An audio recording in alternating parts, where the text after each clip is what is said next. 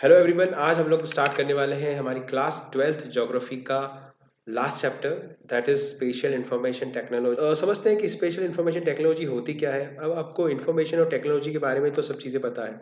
Let's talk about the special thing. अब special होता क्या है? स्पेशल का मतलब होता है स्पेस।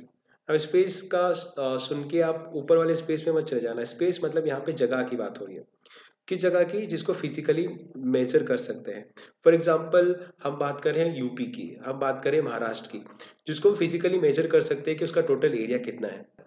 तो वो फीचर या वो फिनोमिना जो पूरे यूपी में डिस्ट्रीब्यूटेड हैं और जिनको फिजिकली मेजर किया जा सकता है, उसको हम कहते हैं स्पेशल।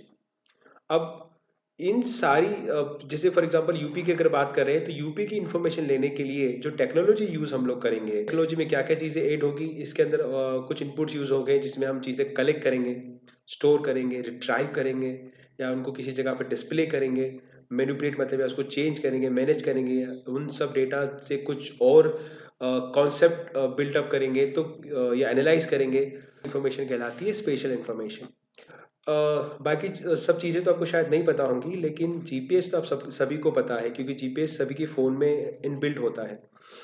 अब जीपीएस का मतलब ये है कि कोई सैटेलाइट है जो हमें ऊपर से ट्रैक कर रही है और ये बता रही है कि इस समय इस पूरे ग्लोब में, इस पूरे मैप में अर्थ के आपकी पोजीशन क्या है। इस तरह की टेक्नोलॉजी को हम क्या बोलेंगे? हम कहेंगे इसे स्पेशल इंफॉर्मेशन टेक्नोलॉजी। तो कहाँ कहाँ पे यूज़ होती है? रिमोट सेंसिंग में। अब रिमोट सेंसिंग क्या होता है? देखो, जो रिमोट एरियाज होते हैं ना, जैसे माउंटेनियस एरिया, हमारे नॉर्थ ईस्ट का एरिया हो गया, हमारे लद्दाख का एरिया हो गया, तो वहाँ पे जाना मुश्किल है, लेकिन वहाँ की सारी इंफॉर्मेशन हमारे पास आ जाती है with the help of satellite या डिजिटल कार्टोग्राफी। कार्टोग्राफी मतलब मैप मेकिंग। तो डिजिटल जो मैप मेकिंग होती है वो भी इसका पार्ट है। जो डेटाबेस मैनेजमेंट होता है, अलग अलग तरह का data, mountain, plain, plateau, river, houses, roads, ये सारा जो डेटा है, इसके लिए इसके पीछे जो मैनेजमेंट काम करता है वो भी इसी का पार्ट है। ठीक है। तो अब इसमें हम लोग एक इम्पॉर्टेंट एलिमेंट पढ़ने वाले हैं जिसको कहते हैं जीआईएस। अब जीआईएस का फुल फॉर्म क्या होता है? Geographical information system. सेम ही चीज़ है। ज्योग्राफिकल मतलब अर्थ के बारे में इंफॉर्मेशन देने वाला सिस्टम ही ज्योग्राफिकल इंफॉर्मेशन सिस्टम कहलाता है। तो एडवांस कंप्यूटिंग सिस्टम है वो अवेलेबल हो गए थे 1970 के बाद, है ना। और 1970 के बाद ये कंप्यूटर ने हम लोगों की हेल्प करना स्टार्ट की, और जो प्रोसेसिंग है, जियो रेफरेंस की जो प्रोसेसिंग है, अर्थ की प्रोसेसिंग है, मैप मेकिंग, ये सब चीज़ें हैं, वो सब आसान हो गई बिकॉज हमारे पास एक टेक्नोलॉजी थी जो हमारी हेल्प कर सकती थी, है ना। इसमें जो स्पेशल डेटा है, रिवर, माउंटेन, प्लेन, प्लेट्यू का डेटा, या उससे रिलेटेड जो एट्रीब्यूट्स डेटा है, जो टेबुलर फॉर्म में आता है। देखो, डेटा दो तरह का होता है, स्पेशल और एट्रीब्यूट्स। ये क्या होता है मैं आपको बाद में एक्सप्लेन करूंगा, लेकिन यहाँ पे समझ लीजिए कि काम आसान हो गया because of the advance computing system. जो कंप्यूटर्स आए थे नए 1970 के बाद, उसने हमारा काम आसान कर दिया। क्या काम आसान किया? देखो, it evolve a decision support system. तो जब भी हम कोई डिसीजन लेने का सोचते हैं, तो ये सिस्टम हमारी हेल्प करता है। चाहे वो पॉलिसी मेकिंग का काम हो, या फॉर एग्जांपल अगर आज हमें कहीं जाना है, तो वहाँ पहुँचने के पहले जो डिसीजन लिए जा सकते हैं कि कहाँ जाना है, कहाँ नहीं जाना है, तो वो भी, उसमें भी आज आपकी टेक्नोलॉजी हेल्प करती है, उसमें भी आपका जीआईएस हेल्प करता है। अब देखो, वही चीज़ दोबारा यहाँ पे रिपीट हो रही है कि इट इज़ डिफाइंड सिस्टम है, एक ऐसा सिस्टम है जो इंफॉर्मेशन को कैप्चर करता है, स्टोर करता है, चेक करता है, इंटीग्रेटिंग करता है, यानी सारी इंफॉर्मेशन को मिलाता है, मैनिपुलेट मतलब चेंज करता है, एनालाइज करता है, डिस्प्ले करता है। ठीक है। Which are spatially referenced to the earth. ये सारी चीजें किस रिलेटेड है? ज्योग्राफिकल इंफॉर्मेशन से। मतलब ये किस रिलेटेड हो गई बेटा? अर्थ से रिलेटेड। या इसके लिए आपको जरूरत पड़ेगी अप्रोप्रिएट एप्लीकेशन सॉफ्टवेयर की, मतलब पूरा कंप्यूटर सिस्टम की आपको इसमें जरूरत पड़ने वाली है।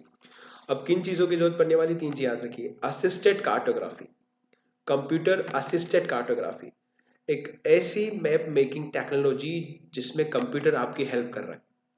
डेटाबेस मैनेजमेंट सिस्टम, जो डेटा को मैनेज करता है। तो कोई चीज़ यहाँ खत्म नहीं होती, इसमें अलाइड साइंसेज भी हैं जो आपकी हेल्प करते हैं। कौन से sciences? Computer science of course, statistics है, जहाँ डेटा होता है वहाँ स्टैटिस्टिक्स होता है, कार्टोग्राफी है, कार्टोग्राफी मतलब मैप मेकिंग बता चुका हूँ, रिमोट सेंसिंग, आपकी सैटेलाइट आपकी हेल्प करती है।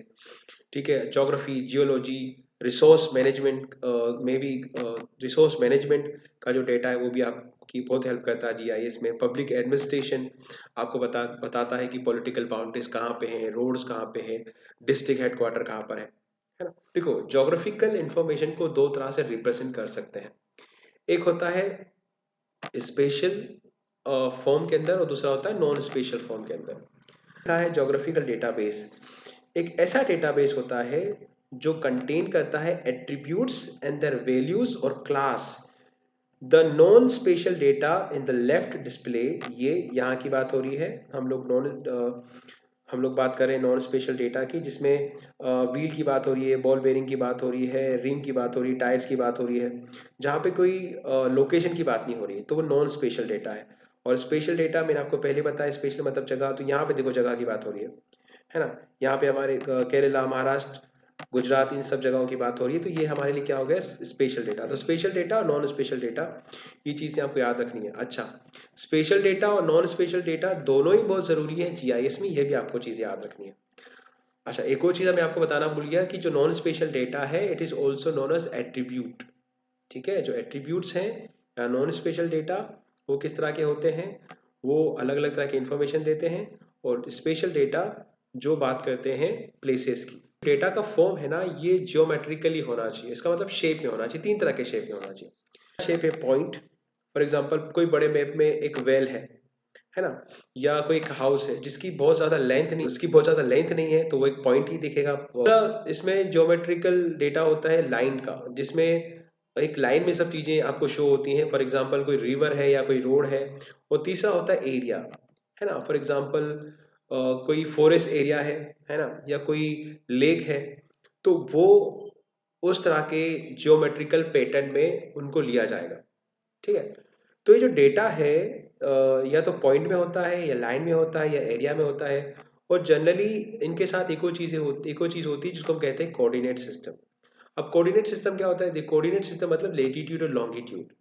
तो ये जो जियोमेट्रिकल पैटर्न है, ये किस तरह के कोऑर्डिनेट पे बने हुए हैं, ये इंफॉर्मेशन वहां से ली जाती है और उनको बाद में डेटाबेस स्ट्रक्चर के अंदर स्टोर किया जाता है। On the other hand, the data those describe the special data. देखो, ये रिवर है या फॉर एग्जांपल ये लेक है, तो इस लेक का तो आपने एज इट इज ले लिया ज्योमेट्रिकल फॉर्म में, लेकिन इसको डिस्क्राइब करना पड़ेगा ना। इसकी लेंथ डिस्क्राइब करनी पड़ेगी, इसकी डेप्थ डिस्क्राइब करनी पड़ेगा, इसका टोटल एरिया डिस्क्राइब करना पड़ेगा, इसके आसपास अगर कोई घर है तो वो डिस्क्राइब करना पड़ेंगे। और वो सब किस में आएंगे?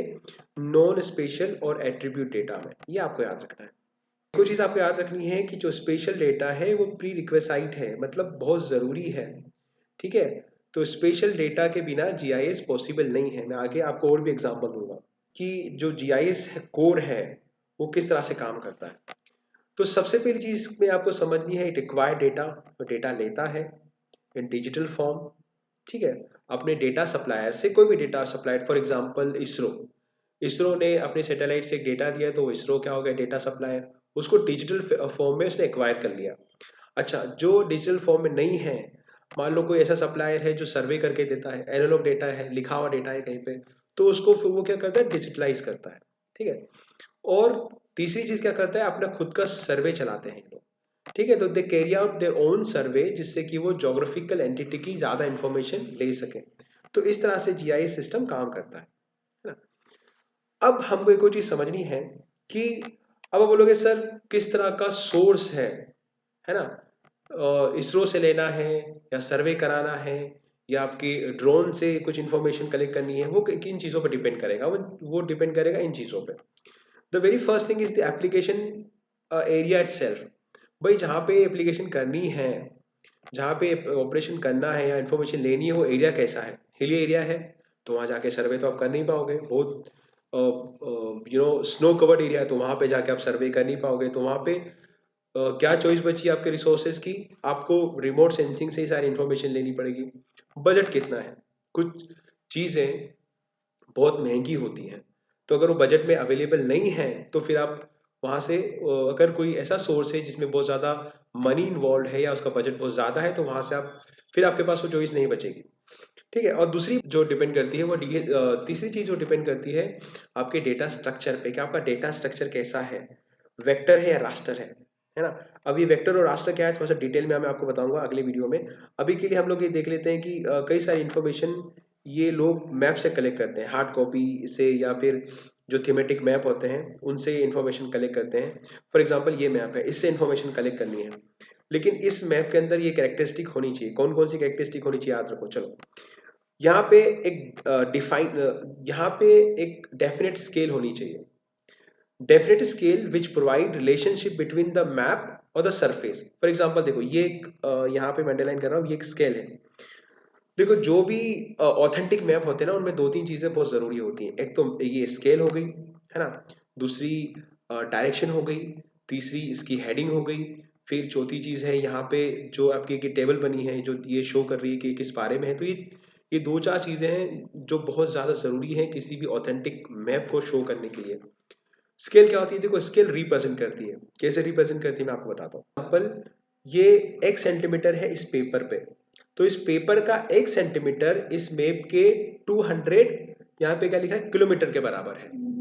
ठीक है, सो ये स्केल होना बहुत जरूरी है। दूसरी जो इंपॉर्टेंट चीज में होना जरूरी है वो है सिंबल्स। किस तरह के सिंबल्स इसमें यूज हुए हैं, या कलर। फॉर एग्जांपल ये जो मैंने कलर वाला मैप लिया है इसके अंदर हर एक कलर कुछ अलग चीज बता रहा है। यहाँ पे लिटरेसी रेट कहाँ पे लिटरेसी रेट ज्यादा है, तो ये डार्क, जितना डार्क कलर होगा उतनी ज्यादा लिटरेसी होगी। ठीक है, दूसरा N agreed coordinates. For example यहाँ पे जो कोऑर्डिनेट आपको दिख रहे हैं लेटीट्यूड और लॉन्गिट्यूड के, ये भी बहुत ज़रूरी है अगर आप कोई मैप जीआईएस में as a information as a source use करते हैं। ठीक है, तो ये तीनों चीजें होना जरूरी है अगर मैप एज अ सोर्स आप जीआईएस में यूज कर रहे हैं तो। ठीक है, अब हम बात करेंगे एडवांटेज क्या होते हैं, what are the advantages of GIS over a manual method. Manual method मतलब आपके पास एक तरफ जीआईएस सिस्टम है और दूसरी तरफ मैप है, तो कौन सा किसके एडवांटेज ज़्यादा है। तो ऑफकोर्स आप बोलोगे सर जीआईएस के एडवांटेज ज़्यादा है। तो ये समझने के पहले, इसको ज़्यादा अच्छे से समझने के पहले हमें समझना पड़ेगा कि मैप की लिमिटेशंस क्या है। The map information is processed and presented in a particular way. एक पर्टिकुलर वे होता है, मतलब ये इसी तरह से दिखती है, टू वे में दिखेंगी, कलर में दिखेंगी, या इसमें सिंबल यूज होंगे, इनका पर्टिकुलर वे। ये कई टाइम से बहुत टाइम से इसको इसमें कोई चेंज नहीं हुआ है। दूसरा फॉर एग्जांपल ये यहाँ पे एक थीम है लिटरेसी की, तो इसमें आपको केवल लिटरेसी ही पता पड़ेगा।